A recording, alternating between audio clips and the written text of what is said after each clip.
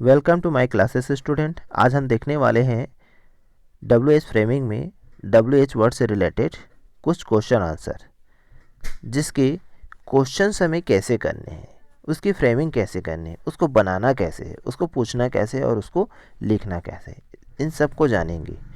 जैसे सबसे पहले आप लोगों को मैं बता दूं कि WH वर्ड क्या है ना। तो कल हमने देखा था कि WH वर्ड क्वेश्चन किसको बोलते हैं, जिसमें जैसे what, why, which, when, where, who, whose, whom, how से शुरू होने वाले जो क्वेश्चंस होते हैं उन्हें हम बोलते हैं WH वर्ड क्वेश्चन।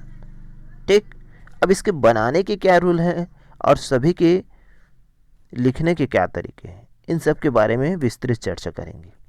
सबसे पहला जो है वाट से शुरू होने वाले प्रश्न। ठीक, देखिए यहाँ पर क्वेश्चन है और उसके आंसर है। इस क्वेश्चन आंसर को भी हमें कैसे करना है इसको भी ध्यान देना है, साथ में बनाएंगे कैसे इस पर भी हम ध्यान देंगे। ठीक, चलिए देखिए सबसे पहले क्या है। सबसे पहले हम पढ़ते हैं सामान्य उसके रूल के बारे में। वाट को वाक्य के शुरू में लिखेंगे। ठीक है, वाट के बारे में पढ़ रहे हैं। उसके बाद यदि कोई हेल्पिंग वर्ब हो तो हेल्पिंग वर्ब लिखेंगे। देखिए वाट को सबसे पहले हमने शुरू में लिखा है ना, सब में देखिए, सब में मिलेगा आपको, है ना। वाट शुरू में लिखा है। उसके बाद हमने क्या किया है, हेल्पिंग वर्ब लगा है। अब ये हेल्पिंग वर्ब कौन सा लगाना है, तो जो टेंस होगा ना उसके अकॉर्डिंग हेल्पिंग वर्ब लगाना है। अब यहाँ का बात आती है टेंस में, यदि हेल्पिंग वर्ब नहीं हुआ तो क्या करेंगे। हाँ, ऐसे भी हैं। कौन है, देखिए यहाँ पर क्या लिखा है, आई वॉन्ट टू प्ले, मैं खेलना चाहता हूँ।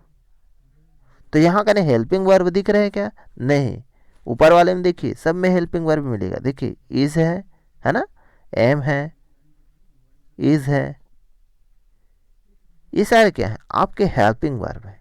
बट यहाँ पर आई वांट टू प्ले में हेल्पिंग वर्ब नहीं है, तो हेल्पिंग वर्ब क्या लगाएंगे। ये जो सेंटेंस है ये प्रेजेंट सिंपल का है, और प्रेजेंट सिंपल टेंस के सेंटेंस में हम या तो हम लगाते हैं डू या तो फिर हम लगाते हैं डस, यही लगाते हैं। अब आपको डू लगाना है कि डज लगाना है, तो आई के साथ हमेशा हम किसका यूज़ करते हैं, डू का। तो देखिए इसके सामने वाला सेंटेंस क्या पूछा गया है, व्हाट डू यू वांट, आप क्या चाहते हैं। तो इसका आंसर हम क्या कह रहे हैं, आई वांट टू प्ले, मैं खेलना चाहता हूँ। ठीक है, इसको भी समझेंगे। देखिए सबसे पहले क्या दिया है, व्हाट इज हिज नेम, उसका नेम क्या है, दिया है क्वेश्चन। तो हिज नेम इज रमेश, उसका नाम रमेश है। व्हाट आर यू डूइंग, तुम क्या कर रहे हो, या ये भी बोल सकते हैं व्हाट आर यू प्लेइंग, तुम क्या खेल रहे हो। तो आई एम प्लेइंग फुटबॉल, मैं फुटबॉल खेल रहा हूँ।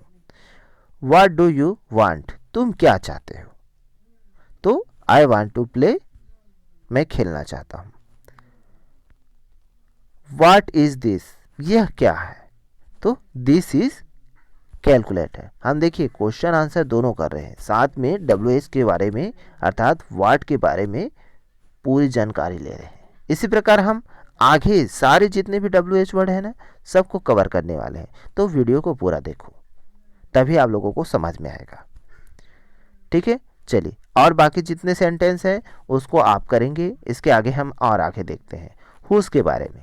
चलिए हुज के बारे में जान लेते हैं। हुज से शुरू होने वाले प्रश्न दिए हैं यहाँ पर आपको, और साथ ही साथ क्या दिए हैं, उसके आंसर दिए हैं। ठीक है, आंसर क्वेश्चन। अब इसको जान लेते हैं इसका रूल क्या है। इसका जो सामान्य रूल है, वाक्यों में सब्जेक्ट की जगह हूँ लिखते हैं। देखिए ध्यान से, जहाँ जहाँ सब्जेक्ट आएगा ना तो वहाँ वहाँ आपको लोगों को क्या लिखना है, हूँ लिखेंगे। उसके बाद यदि कोई हेल्पिंग वर्ब है तो हेल्पिंग वर्ब लिखेंगे, और नहीं है तो वाक्य में प्रयुक्त वर्ब को लिखते हैं हम लोग।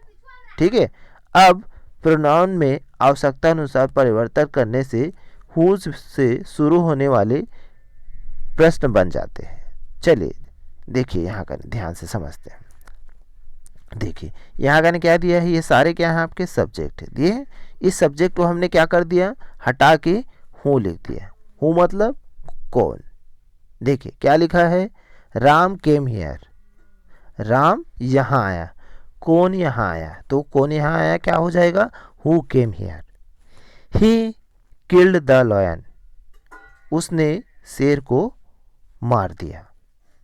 किसने शेर को मार दिया, तो क्या हो गया, हु किल द लॉयन। तो केवल आपका जो सब्जेक्ट है, सब्जेक्ट को हटाना है और वहाँ पर आप क्या लिखते जाएंगे, हु लिखते जाएंगे। तो आई होप ये चीज़ें आप लोगों को समझ में आ रही है ना। बिल्कुल, वीडियो लाइक कीजिए, शेयर कीजिए और जितनी भी जानकारी देते जा रहा हूँ उसको आप नोट डाउन भी करते जाइए। चलिए आगे जानते हैं हुस के बारे में। हुस से शुरू होने वाले प्रश्न।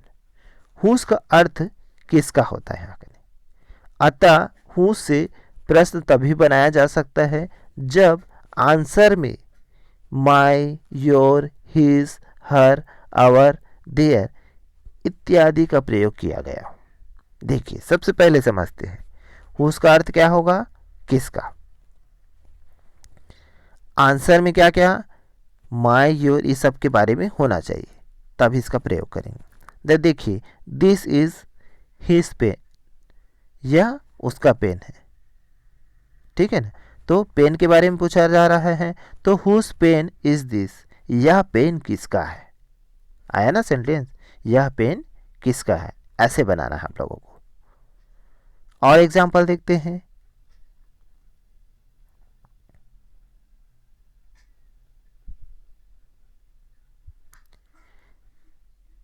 सी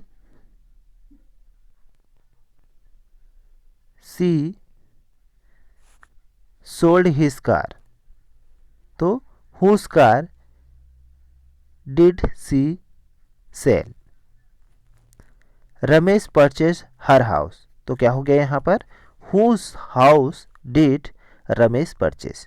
चलिए इस चीज़ का रूल देख लेते हैं तो आप लोगों को और अच्छे से समझ में आ जाएगा। देखिए सबसे पहले whose का प्रयोग करें। देखिए सबसे पहले हमने क्या किया, whose का प्रयोग किया,